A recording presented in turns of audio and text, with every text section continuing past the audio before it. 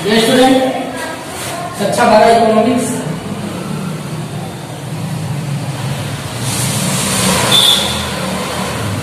इसके पहले हमने आर्थिक विकास के बारे में पढ़ा। आर्थिक वृद्धि के लक्षणों में आर्थिक विकास पढ़ लिया था। अब आर्थिक विकास का लक्षण हमें पढ़ना है स्टूडेंट। तो देखिए आज हम आर्थिक विकास में क्या क्या करेंगे। तो आर्थिक विकास में हम इसके लक्षणों में पहले बात करेंगे आर्थिक विकास सतत चलने वाली प्रक्रिया है। दूसरी बात करेंगे परिमाणात्मक एवं गुणात्मक परिवर्तन होता है इसके अंदर। तीसरी बात करेंगे मांग में परिवर्तन, श्रम की गतिशीलता में परिवर्तन, पूंजी सृजन और टेक्नोलॉजी में परिवर्तन। इन्हीं 6 टॉपिक के बारे में बात करेंगे हम। तो चलिए शुरू करते हैं। ये स्टूडेंट आर्थिक विकास सतत चलने वाली प्रक्रिया। सतत चलने वाली प्रक्रिया का मतलब क्या है? ये कभी रुकती नहीं। देश कालखंड किसी भी रूप में आर्थिक विकास की प्रक्रिया निरंतर चली आ रही है। आपने देखा होगा कि आदि मानव से लेकर आधुनिक मानव तक धीमे धीमे कुछ ना कुछ नया डेवलपमेंट हो रहा है। ऐसा नहीं कि आज का मानव आदि मानव युग में वापस चला जाए, ऐसा हो ही नहीं सकता। क्यों?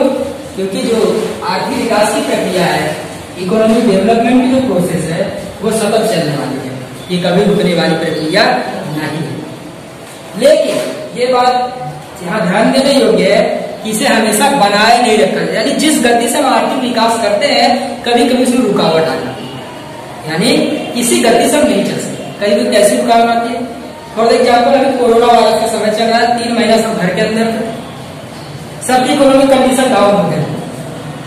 आय का कोई सोर्स नहीं होता है तो हम थोड़ा कम डेवलपमेंट कर पाते हैं। यानी कई कारक होते हैं जो आर्थिक विकास में बाधा डालते हैं। सतत चलती है लेकिन कभी कभी जिस गति से चलनी चाहिए उस गति से नहीं चल पाती। अब हम बात करते हैं कि परिमाणात्मक एवं गुणात्मक परिवर्तन। परिमाणात्मक क्या? जो हमें दिखाई देता है। गुणात्मक क्या? दिखाई तो देता है, अनुभव भी किया जा सकता है। कहने का मतलब है कि आर्थिक विकास के दौरान वस्तुओं का उत्पादन भी होता है और साथ साथ उसमें गुणात्मक परिवर्तन भी आता है। फॉर एग्जाम्पल मैं छोटा सा एग्जाम्पल दूंगा।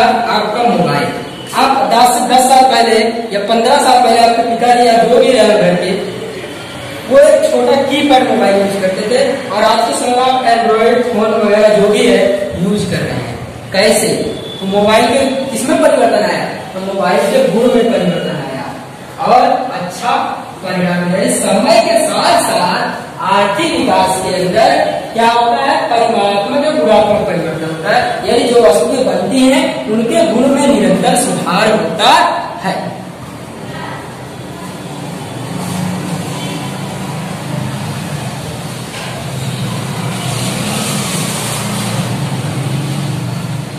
मांग में परिवर्तन की बात करते हैं। मांग में परिवर्तन क्या होता है? तो देखिए कभी कभी क्या होता है कि जब लोगों की इनकम कम रहती है तो उनकी डिमांड भी कम होती है, लेकिन इनकम के साथ साथ डिमांड भी बदलती है।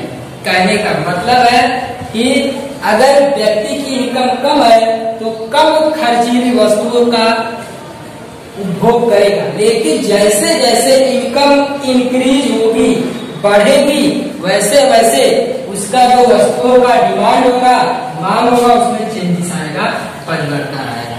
कहने का मतलब कभी कभी उम्र के अनुसार भी वस्तुओं की डिमांड में परिवर्तन होता है। छोटे बच्चों की डिमांड कुछ अलग होती है, युवाओं की डिमांड कुछ अलग होती है और वयस्क या प्रौढ़ व्यक्ति होते हैं उनकी डिमांड भी अलग होती है। तो वो आयु के आधार पर मांग की बात की जा रही है, वो आपको नहीं पढ़ना है। केवल आपको इतना ध्यान देना है कि मांग में परिवर्तन कैसे होगा। आय बढ़ेगी, जाहिर सी बात है, जब लोगों की इनकम बढ़ती है, आय बढ़ती है, तो उनकी वस्तुओं की जो डिमांड होती है वो भी बदल जाती है। कहने का मतलब है कि लोग कभी कभी अच्छी क्वालिटी की डिमांड, क्वांटिटी साथ साथ क्वालिटी दोनों की डिमांड करने लगते हैं, मांग करने लगते हैं।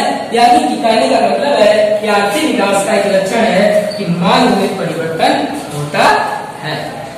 अब बात करते हैं बहुत बेहतरीन टॉपिक है श्रम की गतिशीलता। गतिशीलता का मतलब क्या होता है? लगातार परिवर्तन होता है, गतिशील। कहने का मतलब है मनुष्य का स्वभाव भी गतिशील होता है। अगर मैं कह दूं तो हमारा स्वभाव का बदलते रहता है, विचार करता है निरंतर बदलते रहते हैं, कभी अच्छे विचार कभी और विचार आते रहते हैं। उसी प्रकार से आर्थिक विकास के अंदर श्रम भी गतिशील होता है। अब श्रम कैसे गतिशील है? श्रम तो गतिशील हो सकता है, गतिशील तो मानव होगा, श्रम भी गतिशील होगा। जाहिर सी बात है मनुष्य जहां जाएगा तो वहीं मेहनत करेगा, इसलिए यहाँ पे लिख दिया गया है श्रम की गतिशीलता। अब हम बात करते हैं श्रम की गतिशीलता कैसे। देखिए आर्थिक विकास से क्या होगा, क्या परिवर्तन होगा? पहले आपने देखा गुणात्मक, गुणात्मक क्या होगा? शिक्षा, चिकित्सा, ये सारे परिवर्तन होते हैं। तो आर्थिक विकास का क्या होगा? शिक्षा का विकास और विस्तार होगा, लोग पढ़ेंगे लिखेंगे, ज्ञान अर्जित करेंगे, कुशलता आएगी, तो क्या करेंगे? अधिक से अधिक काम के अंदर जुड़ेंगे तो क्या होगा?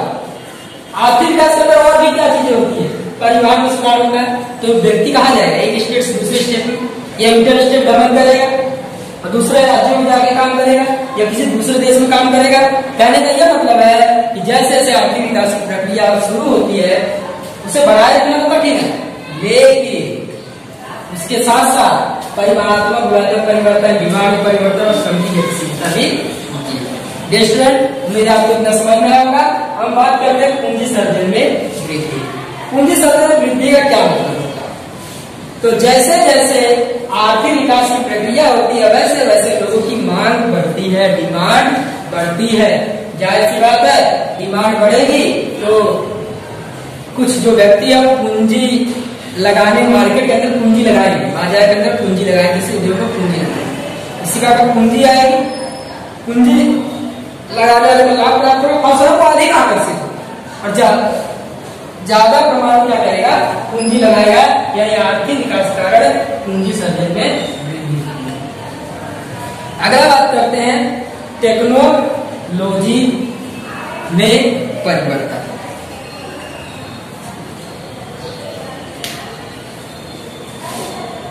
आपने देखा होगा टेक्नोलॉजी में सब बहुत सारा एग्जाम्पल है इसका, कोई भी एग्जाम्पल आप ले सकते हैं कैसे कैसे टेक्नोलॉजी बदल रही है आर्थिक विकास का। तो यहाँ पर हम एक एग्जाम्पल लेते हैं,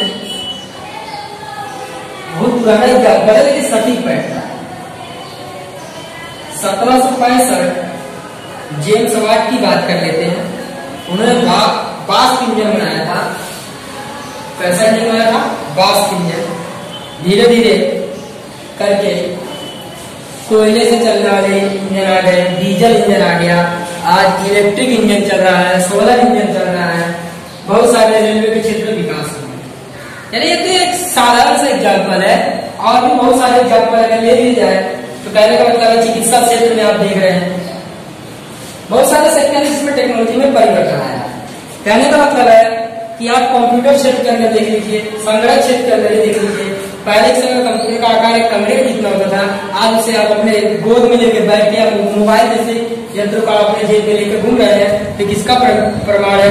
ये आर्थिक विकास का ही परिणाम है, जिसके कारण आज टेक्नोलॉजी में परिवर्तन हुआ है और हमें उत्कृष्ट कक्षा की चीजें प्राप्त हो रही है। तो ये होता क्या आर्थिक विकास लक्षण में? तो आपको पूछेगा आर्थिक विकास लक्षण क्या है, तो आपको 2 नंबर में से बता देना। अगर 2 नंबर पूछता है, 2 मार्क पूछता है एग्जाम में, तो आपको केवल जरा बता देना है, केवल नाम भी दोगे तो आपको 2 मार्क सामने आ जाएगा। क्या दिखाया आर्थिक विकास लक्षणों में? तो समझ चले प्रक्रिया है, परिमाणात्मक गुणात्मक प्रक्रिया है, मांग परिवर्तन होता है, श्रम गतिशील होता है, पूंजी सर्जन वृद्धि होती है, टेक्नोलॉजी में परिवर्तन होता है। अगर यही चीज आपको 3 नंबर में करता है, 3 नंबर में 4 नंबर में पूछ लेता स्टूडेंट, तो आपको पूरा डिस्क्राइब करना है। 3 नंबर में पूछता है सबका पूरा लिखना है। अगर आपको 4 नंबर या 5 नंबर करना है सबके बारे में पूरा लिखना है और सबका एक एक एग्जाम्पल जरूर देना है। आप एग्जाम्पल देते हो तो एग्जाम्पल के माइंड में अलग ही इफेक्ट पड़ता है आपके दिमाग में, तो आपको अधिक से अधिक नंबर देने की कोशिश करेगा। उम्मीद है इसमें समझ में आया होगा। Thank you very much.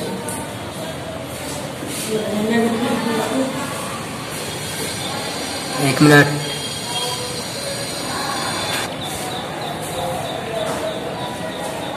Student आपके बुक में अगला टॉपिक है आर्थिक विकास और आर्थिक वृद्धि मंत्र, और आपके एग्जाम में हर दूसरे साल पूछता है 3 नंबर में पूछ लेगा। जैसे यहाँ मैं 2 या 3 टॉपिक को छोड़ दिया। उसका रीजन है कि आपको यहाँ समझाऊंगा तो नहीं समझ में आएगा, बिल्कुल नहीं समझ में आएगा। जो चीजें समझने लायक उतना ही समझिए, ठीक है। प्रक्रिया, आर्थिक विकास क्या है? एक प्रक्रिया है। प्रक्रिया क्या होती है? धीरे धीरे चलती रहती है।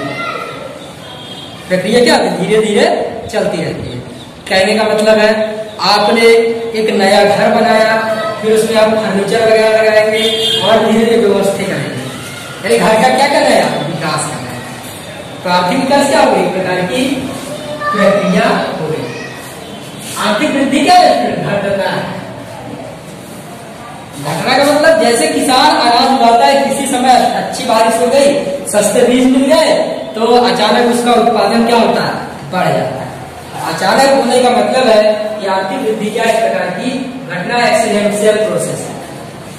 अगर कहा जाए economic growth is accidental process, कहने का मतलब है कि जो आर्थिक विकास है, आर्थिक वृद्धि है, वो अचानक होने वाली प्रक्रिया है, एक्सीडेंटल प्रोसेस है।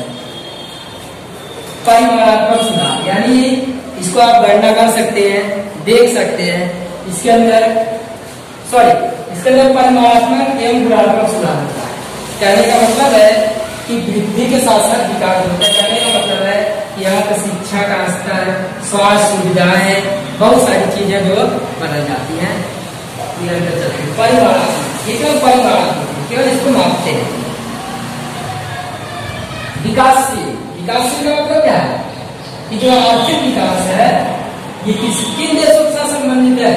तो विकासशील देशों के साथ। और आर्थिक वृद्धि किसके साथ संबंधित है? तो विकसित देशों के साथ। ध्यान दीजिए, विकासशील का मतलब क्या होता है?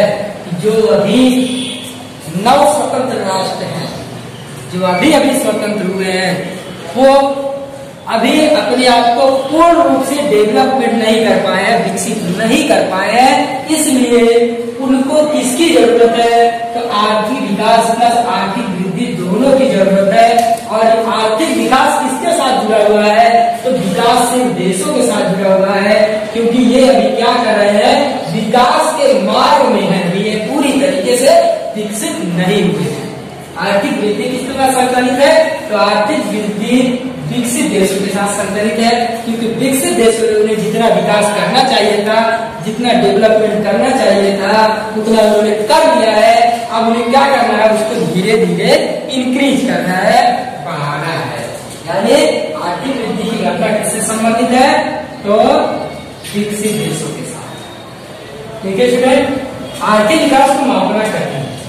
कैसे? क्योंकि इसमें व्यक्ति के शारीरिक, मानसिक, सामाजिक, शैक्षणिक हर तरीके का विकास होता है और सबको मापने का अलग अलग तरीका होता है।